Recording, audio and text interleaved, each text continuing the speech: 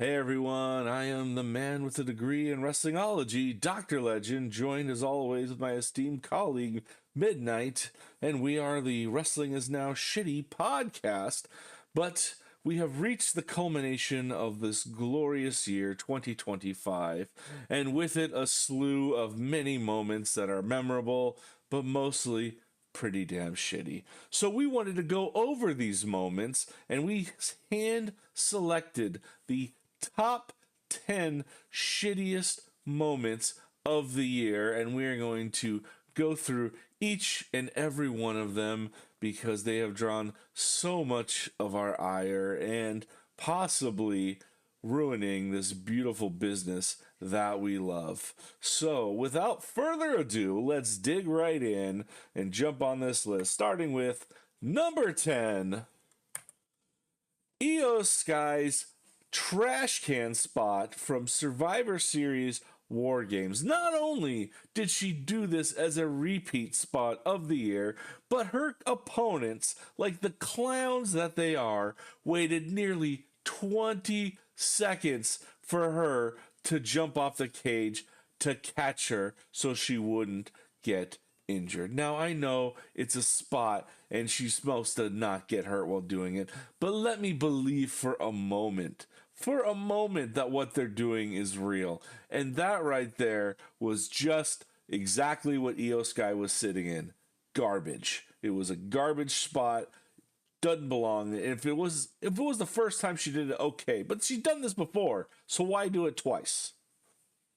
If you weren't convinced that wrestling was fake, all you have to do is watch this 20-second clip. It was as fake can be.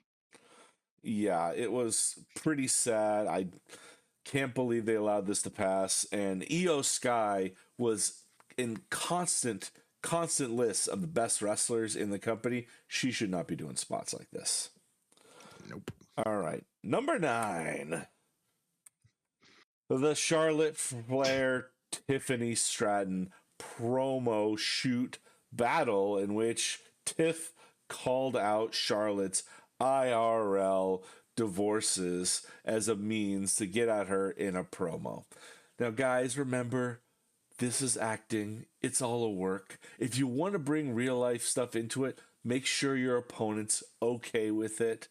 Okay, you don't just go off script and go attack somebody personally. And not only did it cause strife between them, but also Tiffany was allegedly dating Kaiser at the time, and they had broken up because of this incident because it was some real life drama going on between them. And this helped no one. It didn't make anybody want to watch the feud. It just felt very awkward and forced, and it built to nothing. I mean, this was two insanely talented wrestlers having a promo that felt like a rehearsal that no one stopped. It was embarrassing. It really was. And it really poked a hole in both of their inability to improv. It just shows that how scripted their promos were and how much work they actually both need to be better on the microphone. They just don't understand, how to as characters, right? Like acting coaches would have had a field day with this one. Like just go with it, like figure out a way to lead into it. But yeah, this was bad. And it's really sad when you think about it. Like, it shows how Triple H is so light-handed with his talent. Because if this happened during the Vince era, Tiff would have dropped the belt at WrestleMania, and she would have been downgraded to the bottom tier of the roster until she worked her way back up for doing something this shitty. Yes. All right. Number 8. Travis Scott's 4-minute fucking WrestleMania run-in. I don't know what's going on with wrestling these days, but the incessant need to make a show and get a pop of the crowd every chance you get is killing kayfabe and believability. Like, how many guys remember WrestleMania 18 when Arn Anderson ran in against Flair and Undertaker? His music didn't fucking hit. He just snuck out into the crowd, got up, and hit a huge spine buster on Taker, and the crowd went wild. There was no build-up moment. It was just a huge shock and awe factor. Here comes Travis Scott rolling out to his own music, where in 4 minutes, mind you, within 4 minutes, think about this. When a wrestler gets hit with a finisher and he gets pinned, within that time frame, he usually gets up and walks to the back and he's almost fully fresh. And yet, Cody and John Cena sold it as they were still screwed up for 4 minutes. What the hell is going on?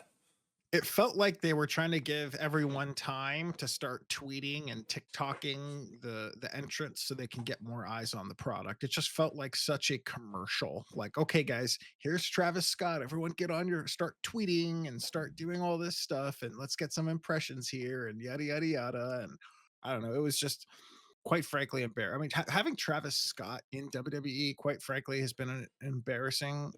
I would have put this one higher on the list just because, once again, it just kind of shows you there's pageantry for an entrance, but not in the middle of a match. A match is supposed to be a fight, and fights usually are not stopped like that. Not only that, the main event of WrestleMania. Yeah. Like people already shit on that match as being pretty poor. I believe this is one of the main reasons. Like this moment. I remember sitting there watching him like, okay, when's he gonna get to the ring? What the hell is this? And by the time he got to the ring, I was bored of it. Like I was just like, okay, I don't even care what happens. Just give me the finish because this sucks. All right, number 7. The Rock being the face of Monday Night Raw debut on Netflix. Now, I know everyone loves The Rock. He's got huge star power, one of the greatest of all time in this business. But when he is not going to be a featured talent on your program going forward, what is the fucking point? Yeah, bring him out there for a few minutes. I mean, What? it's like the future of WWE on Netflix, starring a 52-year-old part timer cutting the same promo from 1999. I wish he was a part timer. He was like random guest appearance. Rock shows up so sporadically that if he's not advertised weeks in advance, then you're never gonna see him. And it's unfortunate because that's a it's a big deal for WWE. They made the switch to Netflix. They're on a live. They're showing their live program on a streaming service, and you feature a guy who's you're not gonna see pretty much ever again. Like it just felt very disjointed. Like it sent the wrong message to the already built Netflix audience may have been tuning in, and the wrestling fans were like, "Oh crap, is The Rock going to be a big part of this year?" Nope. Not even as like a random GM where he comes on the screen and announces matches. He's just there. What a shitty presence. It's a waste. Number 6, WrestleMania 42 ticket prices. The gouging of fans has gone to unremarkable and unbelievable levels. I mean, just look at the cheapest ticket at WrestleMania used to be or is 3 times as high as the most expensive ticket was 15 years ago. You can't blame that on inflation. You can't blame that on current times. This is a TKO gouging of the whales because they are going to constantly dig in for that money because sadly, the marks will pay it. If they wouldn't pay these prices, they wouldn't sell them at this high. But they do, and they buy it. Look at this shit. $52,000 to be in an owner seat. Hey, do you want to go have a car for fucking 10 years or do you want to go see WrestleMania for 8 hours? Hey, these tickets are so expensive, even the nosebleeds need one of those Affirm payment plans. Klarna needs to jump on WrestleMania tickets today. They will make a freaking killing. I can't wait for someone to go on Caleb Hammer's financial audit show for buying WrestleMania tickets. Like I want to see that guy. I want to see that show. I mortgaged my house for a club seat at WrestleMania. All right, number 5. Gunther tapping out to Jey Uso in the opening match of WrestleMania. Now, we'll get to this later, guys. Don't worry. But when you win the Rumble, what is the prize for winning the Royal Rumble? The constantly stated prize. The main event title shot at WrestleMania. And what did Jey Uso wrestle in WrestleMania? The first match on the first night of the card, the curtain jerker. No freaking kidding. Now, usually that match is saved for something to get a pop out of the crowd. This is usually a high impact match to get the fans going. To me, this absolutely reeked of desperation. They're like, we need to get this guy over, get the people happy, and get them moving. It did nothing for this kid. It just put a target on his back, and it exposed him. It exposed him to the wrestling fans. It exposed him everywhere, because when you got the belt on you, you've got a lot more eyes on you and more focus on you. So you have less room to screw up. And Jey Uso is a botch factory. And thankfully, Gunther has been able to climb out of this hole he's been dug in, but the stink and stain will stay with him forever. I mean, they spent years building Gunther as a final boss, and they had him tap out like it was a house show. I mean, when you win the belt at WrestleMania, take his finish. Jey Uso's finish is pretty spectacular. Use your finish. No one's. I mean, I get it. They want to try something different, but this was just bad on all levels. I mean, Gunther now has finally kind of dug himself out of that hole, but this was all bad. Yeah, I want to know in the writing room who booked this finish. Like, they'll just bury Gunther. Who's a producer? Who's the producer, right? Yeah, who wrote this shit? All right, number 4. The WWE ESPN deal. And Midnight has claimed that this was going to be a good thing, but in recent episodes, he's changed his mind. And I want to, Midnight, take it away. You lead the charge on this one. So I'm gonna have to eat a little bit of crow on this one because nothing says sports legitimacy like scripted outcomes and ad breaks every 6 minutes. No kidding. I can't believe we have commercials on PLEs now. It's the most disgusting thing I've seen. And not only that, we've gone down from PLEs with 6 to 8 matches on them to 4. 4 matches, and they're padded with so many promos and commercials, it still fills out the 2.5 hour time slot. I don't know what's going on. I really wish they didn't launch this 3 months early. I wish they took their time and launched it in January and really planned it out. But ESPN seemed like they were so desperate to get something out there and push subscribers, and WWE was absolutely not prepared. And you could tell that WrestlePalooza was just a shoddily thrown together show with nothing of major substance or consequence on there. And they put in a couple of marquee names that people wanted to see, AJ Lee's return, Brock Lesnar's return, and that was about it. It was a fairly unforgettable show in the end, and it really only with the alleged numbers of only 100 to 125,000 new subscribers, really put a target on WWE's back and made this 5-year deal look like a curse. Number 3, WrestleMania goes halalwood as they host WrestleMania 43 in Saudi Arabia. Now, we had talked at lengths in one of our episodes about this decision, and it still irks me to this day. And guys, it's not like Saudi Arabia is a bad place. It's not like this is like, oh, we hate Saudis, we hate Arabs. Okay, we're fucking Arabic, guys. This is not about that. This is about what it does for the business. Look at the wrestlers back there. The prime example, there is not one smile on their face. None of them are looking at this like it's a good thing, it's a happy thing, or this is a positive thing for the business. And sadly, it's not. Why? Because guess what? When the U.S. audience stops paying money, guess where most of the shows are gonna go? Saudi Arabia. They go where the money is, and soon enough they'll have more shows produced there and more Saudi influence in the shows. And you think the booking is bad now? Remember, guys, when Saudi Arabia got their first WWE show, one of the first wrestlers they wanted to see was Yokozuna in 2019. That's how Saudi views professional wrestling, guys. So if you think Triple H's booking is bad, whoever the fuck is booking Saudi shows is the fucking worst. I think the worst part about it is it just signals just how much Saudi Arabia is infiltrating American sports. I mean, it's getting bad, and it's not something I don't really appreciate the sports washing that's going on here. But what can you do?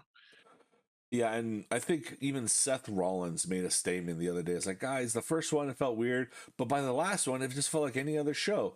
Right, Seth, when your wife's in a full fucking bodysuit and every other female wrestler's in those hot, dangy, fucking sweat suffocating leather outfits where they can't move or feel free in or whatever. It's exactly like any other show. No, it's not. And you know it's not. But hey, kiss their ass anyways. Number two, Jay Uso winning the Rumble in a decision that only one guy brought up as almost a joke. I remember in that Unreal segment, they were talking about who should win the Rumble for the women. Someone had jokingly said Chelsea Green, and everyone had a good laugh. And then someone in the same room where they're all saying punk, punk, punk, someone's like, how about Jay? Like, expecting to get a laugh. And they're like, Triple H rubbed his chin, like, how about Jay? And everyone else went, huh? And even the fans in attendance went, what? Now, don't get me wrong, guys. We know Jay is over. He's over with the fans. He sells merch. He has a very entertaining entrance. But he is not a top guy.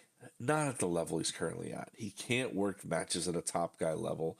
This kind of, it almost reminds me as if he's like the Ultimate Warrior, where he's over, super popular, but when you really need him to perform and put up, he just can't handle it. And he got exposed the same way Warrior got exposed. He got put in that limelight in that position that he wasn't ready for. And this, when you win, people who've won the Rumble, it's like a who's who of wrestling. It's a very important match. And it's a very, like, uh, career making match to win it. And they strapped a rocket to Jay, but he fucking cut the fins right off that and started floundering around, farting around the arena until he landed right back on his ass.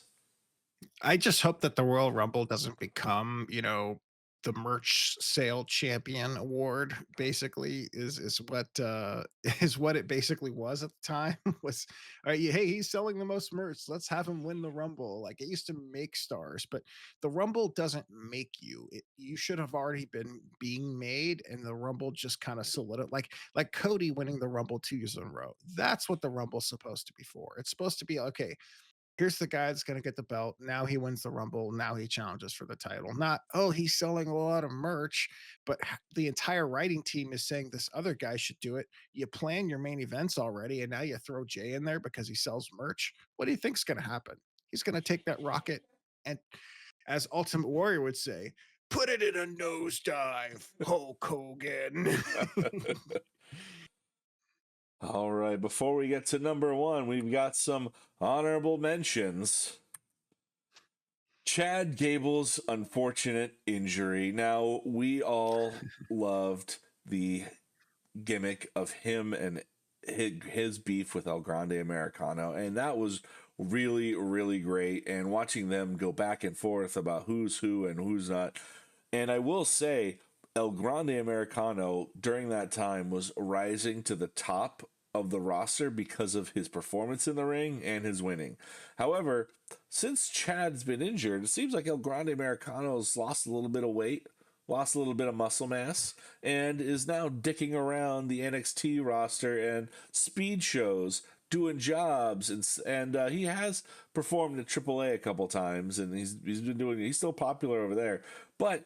It is so sad to see Chad go down when he was just at the cusp of probably one of the hottest mid card level feuds in the business. It's really shitty when you have someone that's actually performing what you would think would be like a clown gimmick so well and was getting over internationally go down like that. Like it just wasn't it was shitty. It was the definition of shitty because nobody wanted to see that happen. And for all intents and purposes, Chad Gable's a hardworking, good guy. And it's a tough shoulder injury, but he'll be back. I'm hope he's back by the Rumble. That'll be a pop that people will love Yeah. to see. All right. Next, Hulk Hogan, his final appearance on Netflix, and not his appearance isn't a shitty moment, but the fan reaction to it was. And I'll say it again, guys. Here's the deal. Yes, Hulk Hogan is commonly referred to as the greatest superstar of all time. Not wrestler, superstar and presence. This business may not be where it's at today without him. And there's a level of respect I think everyone needs to give. Did he do some shitty things and say shitty things? Absolutely. Hulk Hogan is no saint in personal life or in this business, but he deserved greater than that. And I'm especially noting this because one, Brock Lesnar got such a warm and loving and welcome reception despite the constant and ongoing allegations against him. So it seems like as long as you can do whatever you want to women, as long as you don't say a naughty word or two, then the fans in the arena love you, which is a shitty double standard that shouldn't exist. Well, in all fairness to Brock, those are just allegations. I mean, Hulk Hogan was caught on tape saying some really nasty things. But I think I take the Josh Barnett stance on, I think you have to remember all of it, right? Like you always have to remember everything about somebody. You can't judge somebody based off of just one moment, but you judge them by all their moments. And I think the fans at the arena didn't really want to see him. I think that he started becoming political himself, and that was probably a mistake because see, I think the WWE audience leans a little bit to the left. And I don't know if you notice this, but the UFC audience is basically leaning to the right now. So they want to see who they want to see on each side, right? And if they have someone who they feel like is not aligning with their values, they're gonna boo them out. So I think it was a shitty moment, not because I didn't want to see Hulk Hogan booed. I felt like it wasn't the right time for him to come out. I felt like I felt like after the things that he was doing publicly, this wasn't going to be good for him. I 100% agree. And I'm pretty sure he would have gotten a much different reaction had the show been in Texas or Florida.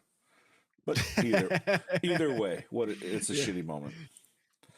And finally, the IWC's Gooner infatuation with Rhea Ripley, especially after she was quote unquote snubbed from the WrestleMania 42 promo video, which they thought she belonged despite being the men's only promo video. And she got her moment elsewhere, but they felt the need to let everybody know that Rhea Ripley deserved to be on it. And let me tell you guys, okay, face facts here. Yeah, we know she represents everything you want. She's your goth dommy mommy, and you wish you could bang her, and that's fine. Nothing wrong with a little bit of gooning. Everybody does it. But don't try to shove her down our throats and tell us we need to like something. Because guess what? That never fucking works. Look at Roman Reigns, his run from 2013 to fucking almost 2020 before the bloodline thing. Everybody hated Roman. Triple H got cheered when he eliminated him from the Rumble, okay? And that guy is the universal heel. Nobody cares about Triple H. And so when you're getting out cheered by a guy who's the fucking head of the company classic heel, you know you suck because they were kept forcing Roman down our throats. Let Rhea breathe, guys. No one says she's a shitty wrestler. No one says she sucks. Okay? But you can't tell audience who the greatest is. They just know, and that's who they believe. And if Rhea is deserving of that title, then no one would argue it. I mean, I think I said this before when we first talked about it, but Brock Lesnar has been one of the highest drawing competitors in sports entertainment over the last 20 something years. So you put him on anything and it's going to draw attention. Everybody knows who Brock Lesnar is. If you're a fight fan, you know who he is. If you're a wrestling fan, you definitely know who he is. Rhea Ripley is a WWE star, but Brock Lesnar is a box office star. He's drawn more money across several different competitive sports entertainment entities than anybody. I mean, he's just a star, and obviously she ended up getting her moment. But what do you on paper? You just have to use your brain and realize who you're going to put up there. It has to be Brock.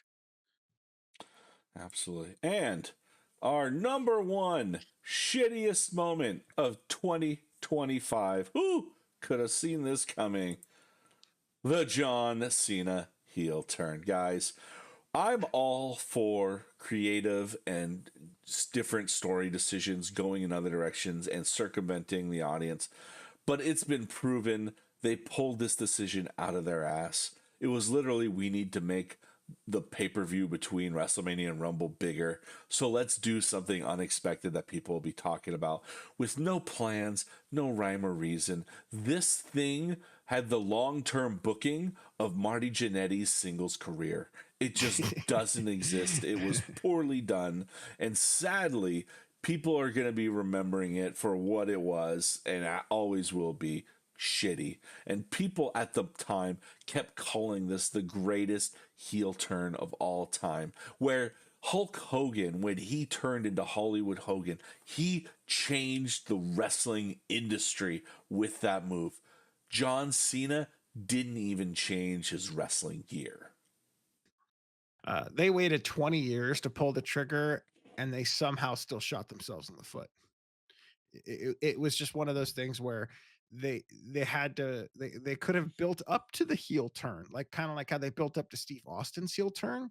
You could tell Steve's promos were leaning in that direction, um, things of that nature. But all in all, the execution of it, I mean, his first promo after turning heel explained a lot, but you need to build up to that. That's what wrestling is you build up anticipation. There's a time and a place to shock people, but there's also, for something of this magnitude, you need to build it up. And they just kind of said, let's just pull that trigger and shock everyone. Let's just shoot everybody right in the kneecap and see what happens. And they shot themselves in the foot. All he had to say was one line in the promo leading up to Elimination Chamber. He goes, "This is my last year, and I will do anything to become a 17-time champion." And that's it. Yes. That's it. Yes. And that would have set it up fine. And then people would have been buzzing about talking. And that would have made people watch Elimination Chamber and pay money to see it versus shit being shared and the impressions and all the ticks and clicks that they were getting afterwards. Yeah, congratulations. You guys trended on social media, but how many millions of dollars you would have lost in revenue just teasing, just a small tease of a heel turn beforehand. Exactly. And that's what they failed to do at this one. And it didn't end up well for anybody. Well, that's it, guys. Those were our top 10 shittiest moments of 2025. Do you guys agree? Let us know what your favorite was in the comments below, and tell us if there's a moment on there that we didn't hit that you think should have made it on the list. But until next time, guys, we'll see you next week on our regular show. I'm Dr. Legend signing off for midnight. So long, guys. We'll see you next time.